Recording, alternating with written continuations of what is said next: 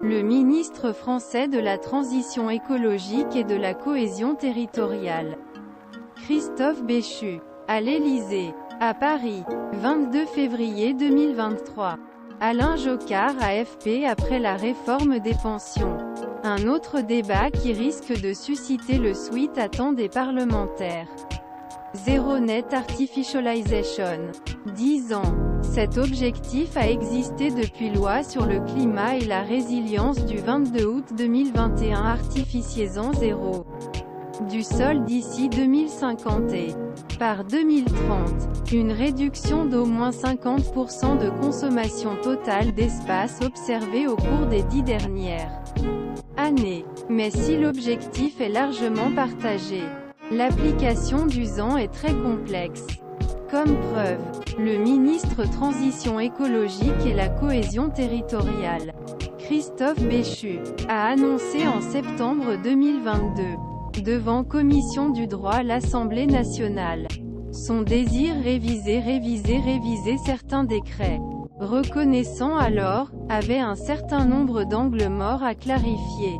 Le même mois, les sénateurs installent une « mission conjointe contrôle, Zero Net Artificialization », qui a conduit à un projet de loi à la mi-décembre, déposé par Jean-Baptiste Blanc, sénateur Vaucluse, et Valérie Létard, sénateur du Nord, qui sera étudié par le Sénat en session publique le 14 mars.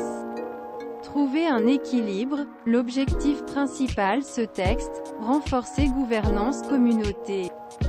Sorte que l'objectif l'artificiel zéro est piloté, au niveau chaque municipalité ou chaque EPCI. Établissement public coopération intermunicipale. Le défi pour sénateurs. Grande majorité élue par les élus locaux, régionaux et municipaux, d'adoucir contraintes que perspective des perspectives ne pas être en mesure d'effectuer. Consommateurs d'activités urbaines ou économiques. Dans l'intervalle, afin de ne pas quitter complètement l'initiative au Sénat, où la majorité présidentielle n'est pas très présente. Analyse le ministre et défendre les postes du gouvernement. Des députés de la Renaissance ont travaillé sur un autre projet loi dans le Assemblée le 14 février. Le défi n'est pas désespérer les territoires, mais de trouver un équilibre entre les projets à soutenir et l'objectif l'artifici net zéro en 2050, a expliqué le ministre au Monde. En entendant Christophe Béchu, le 14 février, Valérie Létard a signalé certains aspects dogmatiques de la loi sur le climat et la résilience. Bien que ce n'ayant voté, les sénateurs ne manquent pas de le critiquer. Inclut nombreuses avancées, a également corrigé certaines erreurs, mais Christophe Béchu leur a également expliqué les points de divergence. En tant que surface développement municipal, hectare, le ministre préfère que ces municipalités se sont accordées 1% de leur surface déjà artificielle.